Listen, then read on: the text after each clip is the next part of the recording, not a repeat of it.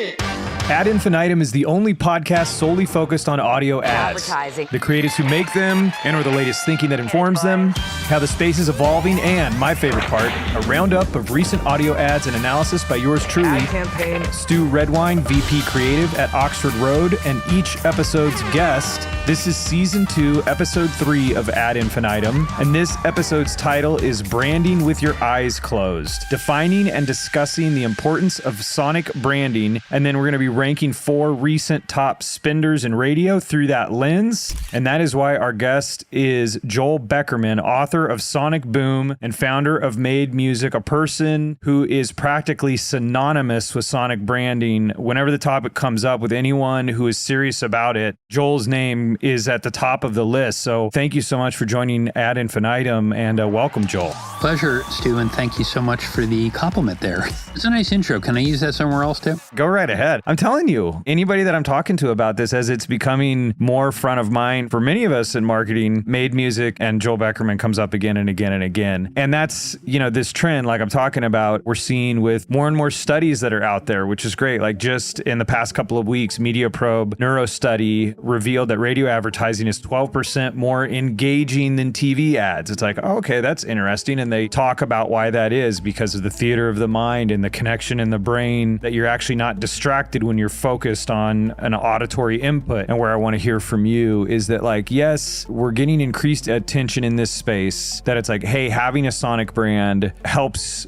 with recall and helps with intent, and we see helps with performance. But this last one, there's 96% more likely to be recalled when it fits the brand. Like the importance of taking it seriously and designing it with purpose. That's what I'd like to hear from you about here at first. Yeah, and that's an amazing piece of the research. The other really amazing piece of the research is when you think about if you love the sound associated with the brand, you are more likely to want to have that experience again. And the corollary is also true. If the sound doesn't fit or you don't like it, you're more likely to never have that experience again. So it's pretty potent stuff. And when you think about that, how do you get other people on board with taking it deadly serious based on that kind of impact that it can have? Look, we all love data, and data is really what it's about now, especially in terms of understanding. Like, we want to know the real impact of what we're doing. So I think data is a big help in this. I think also understanding in campaigns over time, listen, you have visual identities. There are visual identity systems that are consistent. The McDonald's is never going to get rid of the golden arches. These,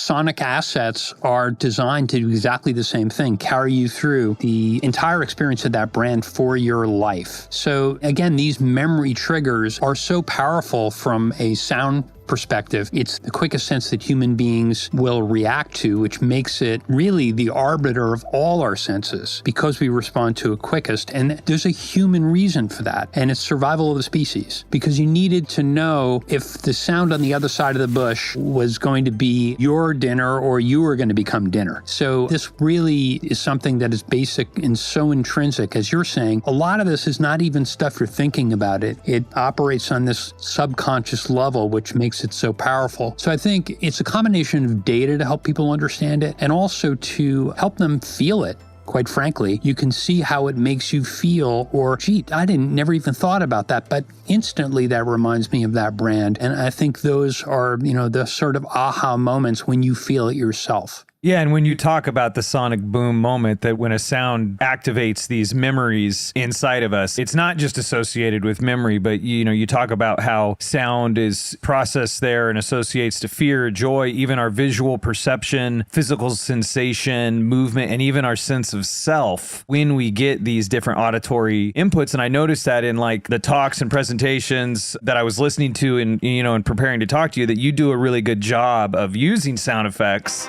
as part of your presentations to deliver the point you're trying to make. Yeah, and I think furthermore, really, sound is really the most efficient sense. It takes the least amount of time to trigger those boom moments, and they have tremendous impact over that very, very short period of time. We actually had a Fortune 100 company client who said sound is the most leveraged item on our balance sheet. So when you think about all the things that benefit the brand, all the things that benefit sales, they felt that using consistent sonic brand assets really made everything else they did more effective.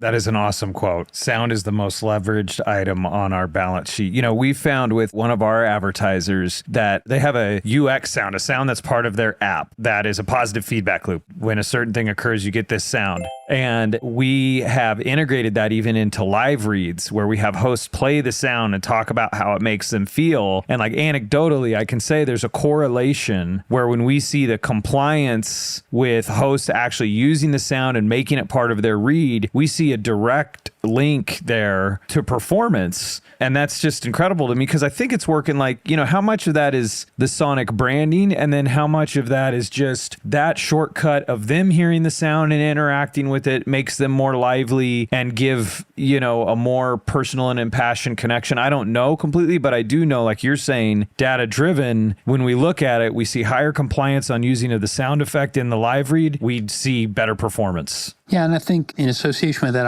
obviously, I'm sure this impacts other aspects of audio advertising podcasts, but, you know, having the sound in association with someone you trust, that there is an authenticity that I think the idea is it's part of your life. It becomes part of the soundtrack of your life rather than you're trying to be sold something. So it doesn't surprise me that that data is so much higher. And then that's what's interesting to me is, you know, looking at WARC, they put out a study with iHeart, and we've seen this bear out and kind of continue. It's a couple of years old, but 30% of Jane and Joe Public's time is spent, consumers' time in media. 30% of it is spent in audio, but only 10% of ad dollars are spent in audio. So it's 3x the time of the amount of spend that goes into the space. And then I got to imagine that it's an even thinner slice of people that are willing to invest in developing a sonic strategy or a sonic identity. Have you found that the case as well as you've been doing Made Music, that, you know, audio can be treated as so much of an afterthought? What has your experience been with that? I think spot on. That's been our experience. And again, I think it's just about education. Even though sonic branding's been around for a little while, I think people are just sort of catching on the power of it. Also, it's not particularly easy to do it right. Not all sonic branding is created equal. And I think if somebody were to just put a few notes at the end of the spot or beginning of a spot, that may not seem to lift if it's not done correctly. I think the process is very rigorous. It's really about unpacking what a brand should feel like from an emotional standpoint, triggering emotions in terms of listening to music and having those conversations with the marketing teams. Hey, let's make sure that we're all in alignment as to what the brand should sound like or feel like in association with all their communications. Then the next step really is, okay, now we really need to get into the creative aspect of this, and what are we going to design that's going to fit within the landscape of where the brand shows up. Certainly in television advertising, radio advertising, it's fairly straightforward, still powerful, still underutilized. I think one of the really interesting things to look at is all the new media that might be digital media, that where those opportunities exist, thinking about the effectiveness there. For instance, PepsiCo does it right. They really focus on pop culture and really about fan interaction, really being connected to pop culture, creating culture, and also reflecting culture. We were fortunate enough to work on one of their projects for Tostitos, where we created a sonic branding system and a theme. And again, you really need to play by the rules of the medium. So TikTok has, again, it's a very engagement-focused medium. So for us to have put out a track and had some influencers rap over the track or sing over the track, do different things in association with the track, it drove 110 million impressions. There were countless duets where, you know, different everyday folks spending time on TikTok were engaging with this. And part of it was they were smart enough to develop a contest. And that contest, you know, which was a relatively modest output contest, honestly, people were doing it for bragging rights more than anything else, but that really drove engagement as well. So I think whether it's traditional media advertising or these sort of more nascent media, I think a lot of people are not necessarily as aware of how effective it is, that it really is a need to have now and not a nice to have. As you said, there's so much media now that is audio first or audio only. It really is the only way for somebody to feel the brand. It's one thing to hear about the brand, to have a description or a discussion or talk about benefits of a brand, and it's a whole other thing to hear and feel a brand. And what's the other thing that's interesting is even in television advertising, and again, to your point, people will remember and really connect with and have a sonic boom moment with a brand in television advertising, you know, in association with a normal ad. If you're in the kitchen and you're making a ham sandwich sandwich. We call it the ham sandwich factor. And you hear that sonic logo in the other room on TV, even if you're not looking at it, you still have that powerful boom moment of impression, as you talked about, which is multisensory. To me, it's like a boom moment. My personal measuring stick is goosebumps.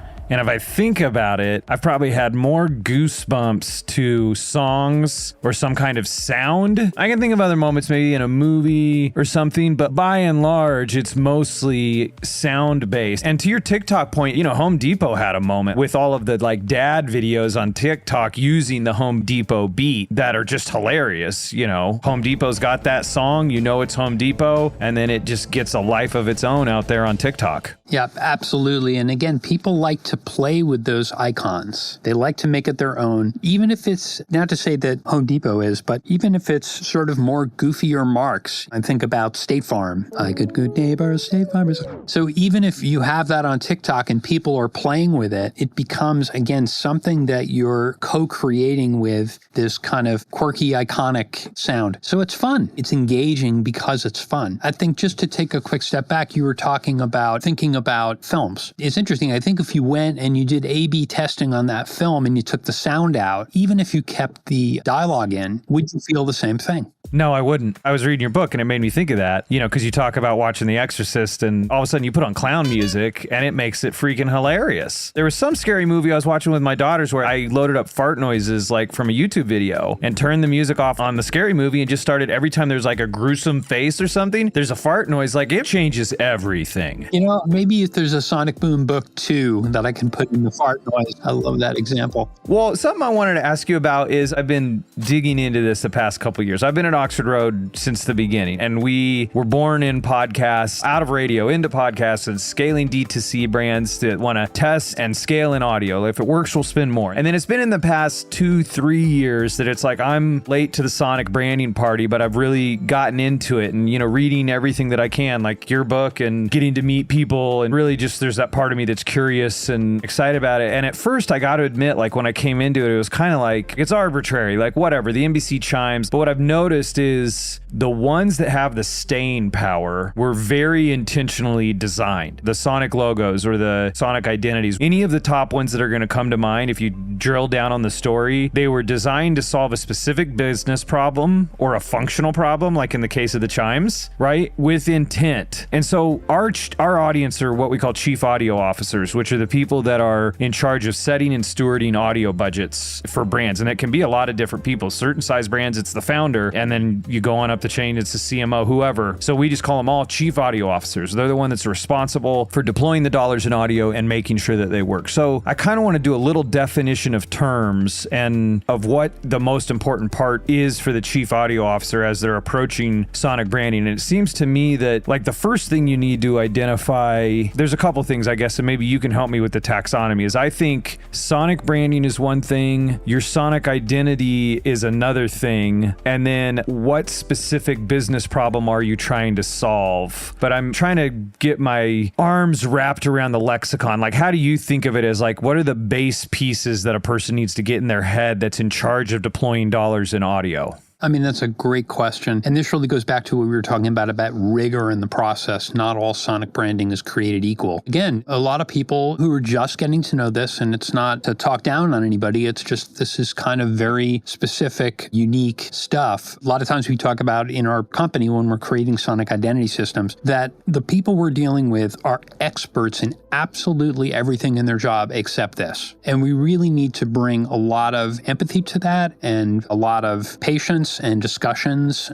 By the way, it's not a one-way conversation. We really need to understand from their perspective what the brand should feel like. And a lot of times, as you're saying, solving a particular business problem, a lot of times it's really about shifting perception. And a lot of times it's about leading transformations of a brand. When you're talking about taking a brand and moving the positioning forward, a lot of times you can take an existing Sonic identity and tweak it. Hey, now we're more about technology. Hey, we're more about what the product does for you. It's really specifically about benefits. There's all sorts of ways to do that. And again, I think to go back what you're talking about, it's not just about a sonic logo. It's very easy to think about sonic logos because they're very much kind of present. Usually the sonic logos, there's a lot of, at least a certain amount of space that's left for them. But as you were speaking to this, a sonic identity system, the same way you have a visual identity system, you don't just have a visual logo. You have all the different elements, shapes, colors, guidelines about what you're supposed to use where. You can't have a sonic logo in every experience. Yeah, and what I hear you saying is it's like we need to define a sonic identity system that is going to be deployed using different sonic branding tactics to solve specific business problems. And like that taxonomy could be kind of built out in that way. And what I think of is like you already have a sonic identity. However you are showing up, like you could start there. You can start at, like we have over the years, especially in the early days with DTC, used a ton of founder as spokesperson. And with ads that have a massive amount of frequency, and it's like, well, their sonic identity for now is that founder's voice, right? That's at least a starting place. Hey, however you're currently showing up in audio, as scattered as it may be, let's at least define it and then see if we can pull it into line. I think it's a good point. The question always is, does it serve the brand? Is it an element that does serve the brand that, as you've been talking about, increases effectiveness? Sometimes yes, sometimes no. But does it make people feel good and you get credit for it? Getting credit for is a really big part of it. So 20x value, 20x performance on the same amount of media spend. What you're pointing to is, again, we were talking about before about having data to help people see the effectiveness. So if it's that effective, maybe it's worth my time to really kind of dig in and understand this, even if I haven't done it before. Exactly. You're right. And I think the thing that you do well is using some examples where you play some sounds for folks to get them in that frame of mind. Once the heart decides and the head will follow, then we can come in with the facts to back it up to go, hey, this stuff works. Yeah. So really the process is very much about understanding the brand. What should the brand feel like? As you talked about, what business problems is it solving? And really, you want to make sure that the brand sounds unlike any other brand. It's like this could only be for you. So that exploratory process takes time. You need to look at competitive sets, see what your actual direct competitors are doing, what other people, maybe even in different verticals, are doing. Again, there's a lot of rigor to this. Then you work on the creative portion, which again, we all know is incredibly important because we have to trust our gut in terms of, hey, we're going to have the right sonic boom moment that's being created. And then there are ways to actually apply testing to that as well, which is through implicit association testing. And certainly there may be a lot of people who are familiar with that from other parts of their job, but it's one thing. Again, if you ask people only questions that are specifically around conscious experience, I think you miss a dimension that's super important because sound really does impact our subconscious mind. So in this particular implicit association testing, there is a version of this we call sonic pulse research, was designed specifically for audio in this development phase of audio. But if you work through methodology that gets you to a subconscious readout, you can really figure out what solutions are going to really move the needle. Thank you for taking us through that approach. And that's what I've experienced from reading your work and listening to you. And then, like I said, all the greatest examples of sonic branding had a thoughtful, measured approach to getting to the final result of the ones that we all know and love. So now let's see how some of the top spenders in audio, these are people that are deploying hundreds of thousands, even millions of dollars in radio, are showing up in audio and how they make us feel. And the first one is a 15-second spot from Whole Foods. And just to kind of be comparing apples to apples, I chose 4 advertisers that are top spenders in the month of March. And that is Whole Foods, Xfinity, Comcast, and Vicks, and specifically Vicks Sinex. And the spend against all of these spots is about the same, upper hundreds of thousands of dollars against these spots. One of them in particular has much more spend, but let's go ahead and give a listen. So this is a 15 from Whole Foods. Spring back to life at Whole Foods Market. Get 5 yellow mangoes for just $4.50 with Prime through March 21st. Brighten up your smoothies and salads and pounce on this deal now while supplies last. Shop in-store or online. Terms apply. All right, so that's the first one. Joel will rate all 4 of them. From a sonic branding standpoint, what would you rate that at a 1 out of 10? 10 being the best. Well, let's assume that they're consistent with that over time, because that's really number one, is that consistency. If you use this once, you're not going to really get, I think, the benefit. Now, if I listen to this and I think about Whole Foods, because I'm a shopper at Whole Foods, it's like, wow, this really kind of connects me to the brand. This sort of feels like it's, at least somewhat of a close fit. I want to go there and I want to kind of browse around and relax and kind of look at things, and I get a chance to taste things. So it feels very connected, and probably something, again, if they're consistent with it, maybe they did variations, that it really could do some good work for them. From an audiolytics standpoint, which is the framework that we use to construct and grade ads here at Oxford Road, the high score for an audiolytics graded spot is 90%. That's our goal for all in-market creative. And this spot came in at a 68%. Probably mostly owing to its length, but it's doing a lot right. Like as far as information transfer, like you said, it feels like Whole Foods Market. It's giving you something specific. It's giving you a specific date with an offer. There could just perhaps be even more of an emotional hook, like in the setup. The setup is lacking a little bit. And perhaps even though it's a 15, it's short. Is there something that you could substantiate a bit beyond just saying that you're Whole Foods Market, something about the mangoes or some additional trust boosting that could be added into the spot as well? So it came in at a 68% in audiolytics, knowing that the high score for audiolytics is a 90%. Are you willing to give this one a number? Do you want to hear the next one and then you can give a number based on those two? I'm going to try to defend my position on this, because I bet if you only heard a few of these ads with the same piece of music, you would recognize it very quickly. You would have that memory trigger, that boom moment in association with this advertising. So I'd be really interested to see how this performs over time. Yeah, and that's a great question. And that's the unfair aspect of Ad Infinitum. But what I like about it is everyone's just hearing these ads in the wild. And sometimes we can forget just to experience it like other people experience it. So let me pull up the next one here. This next one is for Vicks. Here we go. Nothing slows my little girl down, except a stuffy nose. Mommy. That's why I use Sinex Children's Saline from Vicks. Sinex instantly clears mucus in everyday stuffy little noses with a gentle, ultra-fine mist designed for kids. Just Sinex, breathe. Her stuffy nose is gone for now. And so is she. Sinex Children's Saline. Sinex, breathe. Use as directed, keep out of reach of children.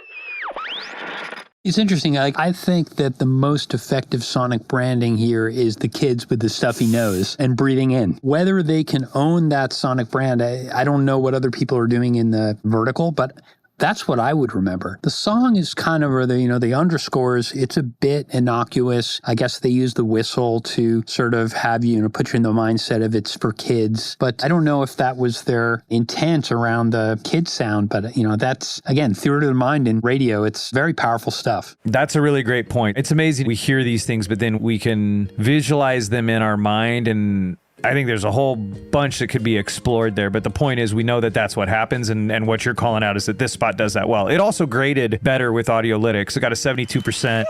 And interestingly, I think it has some of the same gaps that the Whole Foods one did, where it's like it's missing some facts, but due to its length, it was able to have some more information in there. And again, audiolytics is based on text, like, the information that's present. So as you go shorter to keep a higher score, you got to make every word really, really, really count. Same kind of stuff with this one, only where it's different than Whole Foods is it doesn't have any kind of special offer. Like that could help, or even tying into the seasonality or something like that. Or direct comparison to other options that are out there. Again, sometimes they're tough notes to give because it's like, we don't have the time.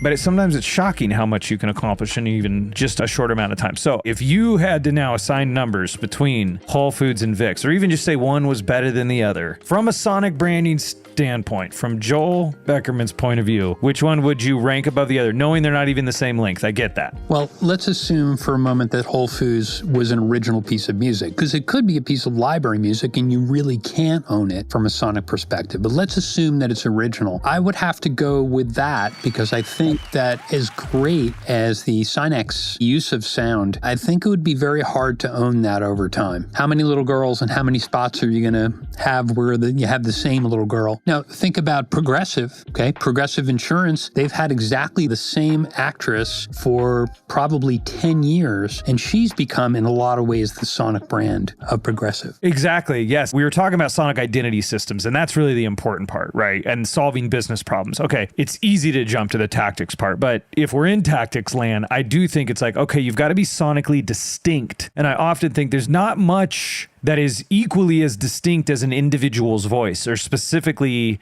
particular voices, and particularly a voice that we're exposed to a lot. Like that in and of itself, like you're saying, that establishes a sonic brand, just using the same voice over and over and over and over again. And to your point, it does connect to the brand, because with Flow, it's like they're humanizing and personifying this human touch of a very commoditized space. Just to speak a little further to it, because you were sort of intimating, it can't be an identity system. It's not going to play everywhere. It's going to really play very well in traditional linear media, not so much in digital, although you can use it in digital, I imagine, but you can't use it in immersive experiences. You can't use it as a TikTok having some kind of a duet. I'm not sure that would work with Flow. So parsing your point out for the CAOs that are listening, Flow, the specific voice is a tactic. It cannot be your system, is what you're saying. Yeah, I think absolutely true. And also it's about flexibility. Can you use it everywhere the brand shows up? That's really what we think about. We need to come up with the perfect sound that speaks the language of the brand, that solves the business problem, and that can be applied everywhere. That is really the North Star. When we've gotten it right, it does all those things. Well, let's see if Comcast does all those things. So here's the next spot. It's for Comcast, and this is now a 60 with relatively similar spend as the other ones that we've seen in the month of March on national radio. Here we go. Business. It's all the things that keep this world turning. And behind every one of these companies is a partner helping to keep it all moving. It's why the local flower shop and your favorite pizza joint, the startup and the stadium, hospitals and hotels, banks and restaurants nationwide all choose the advanced network, cybersecurity solutions, and round-the-clock trusted partnership from Comcast Business, the company that powers more businesses than anyone else. Comcast Business, powering possibilities. See why Comcast Business powers more small businesses than anyone else. Get started with fast speeds and advanced security for $49 a month for 12 months with a 2-year contract when you add one unlimited mobile line. Plus, ask how to get up to an $800 prepaid card with a qualifying gig bundle. Don't wait. Call to switch today. Ends 5/5/24. Restrictions apply. New customers only with 100 megabits per second internet and security edge. EcoBill and autopay required. Equipment, taxes, and fees extra.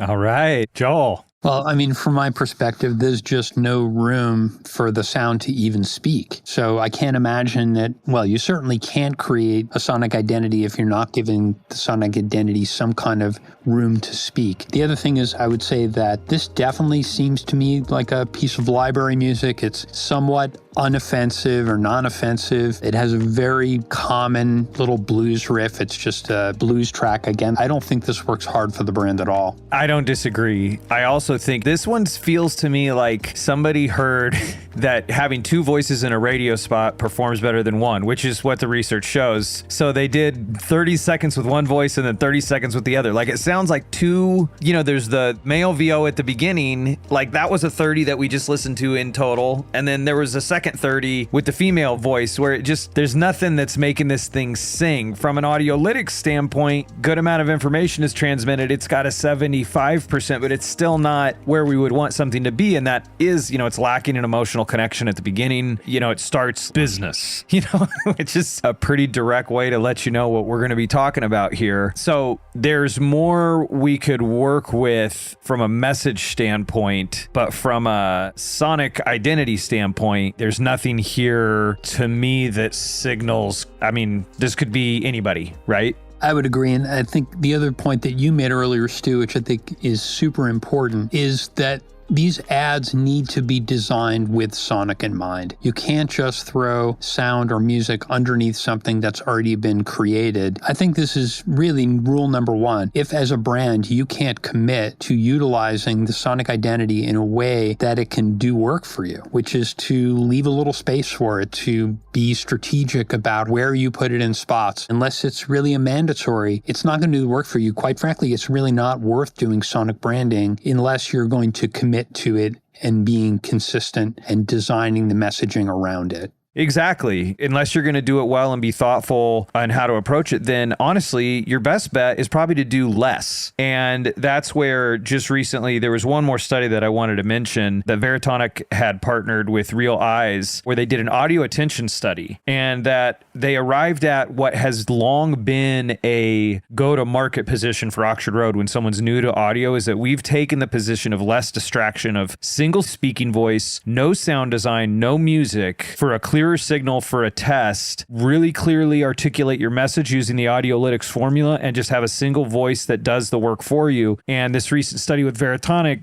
came out with data that showed that ads that have less competing elements performed better as far with attention quality. And I don't want to say with that then that's what you should always do. I'm really saying that to say, if you're going up against a spot like this that has more, I'll say it so you don't have to, has more sonic trash in it, right? Like you call out in your book, you'd be better off doing one of these voices with nothing behind it and just dialing in your message and making every word work hard, or do what you're saying, really commit to sonic branding and create the space to do that. So we have one more advertiser. We'll see if they are doing that. We're going to listen to a spot from Xfinity. It is also a 60. And this spot in particular has, as of our view in Vicks, almost $1 million of spend against this spot.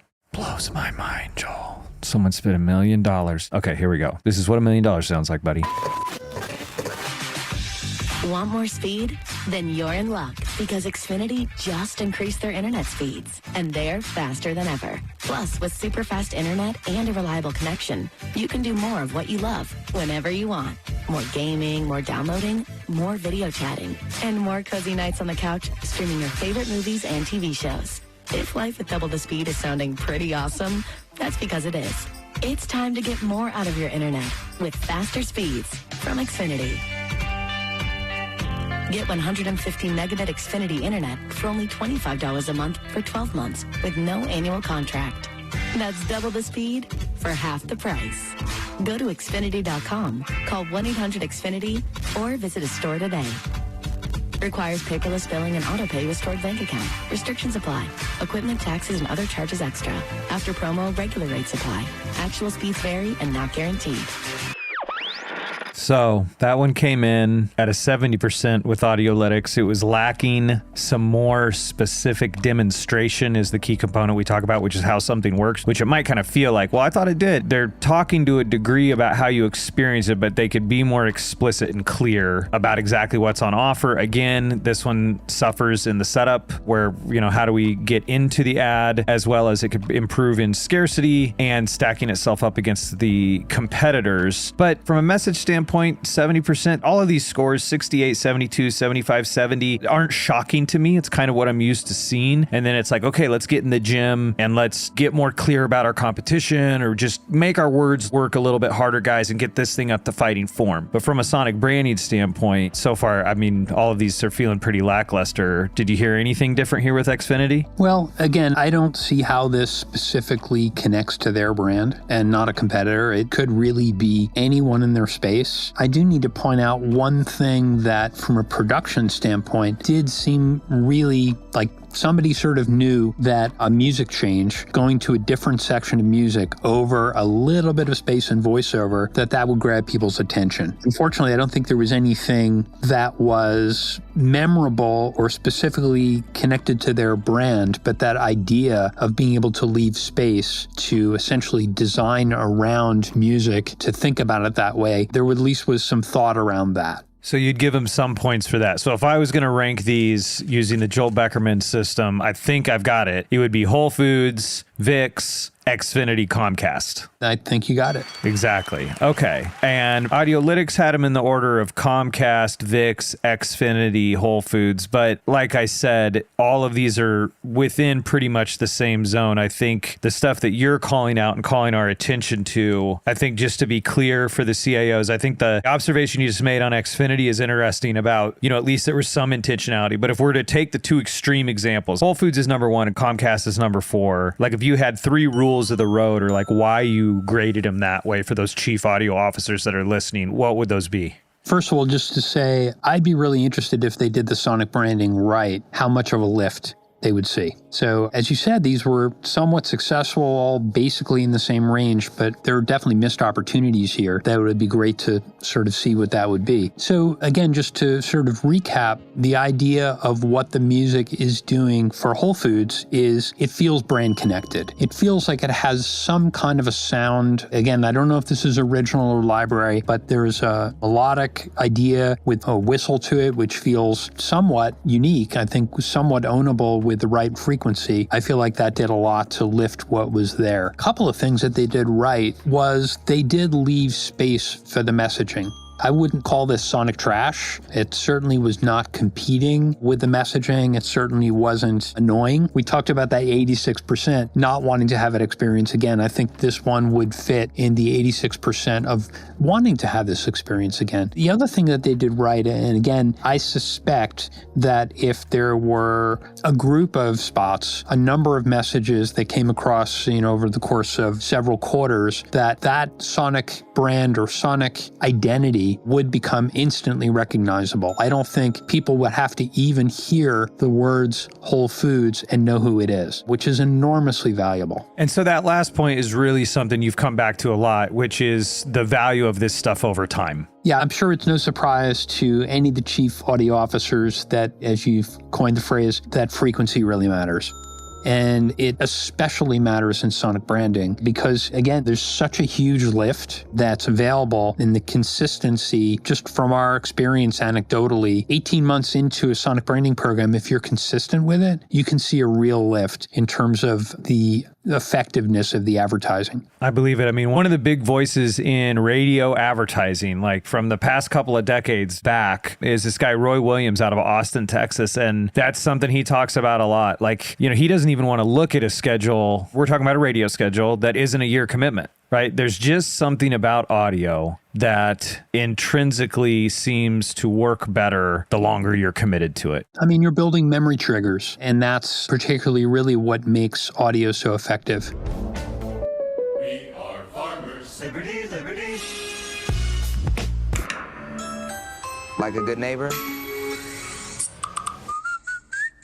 Thank you, Joel. This has been a great conversation. Awesome to meet you and talk about all this stuff and then go through some real world examples with you. And just again, to recap for the chief audio officers, what we heard in the spots that were doing it wrong was like, they're doing a couple of things they could do better. Yeah, we could hit the gym and kind of get in fighting form, but let's focus on who's doing it right. Whole Foods had, if nothing else, have music that feels connected to your brand, create some space even in a 15-second, and just the value of being committed over time. If you were just to do those 3 things, you are going to see a positive impact. Like, I'm convinced. Of course you are. Thank you, Joel, for joining Ad Infinitum. And where can people find you? We are at mademusicstudio.com. Also, the shameless plug on the book, The Sonic Boom. You covered a lot of great elements of that. And I think there's even some more detail that might be informative and also amusing. No question. I highly recommend reading The Sonic Boom. Just like you said, it's outstanding and it just lays it out. And frankly, there aren't a ton of resources out there, particularly from practitioners. So that's what I like about Sonic Boom is like you've done it and you can talk about real world examples, which obviously I'm all about real world examples. So thanks again. And if you've got aspects of audio advertising you'd like us to discuss or suggestions for a guest on the show or want to be a guest, please email creative@oxfordroad.com. And until our next show, remember to have fun making the ads work.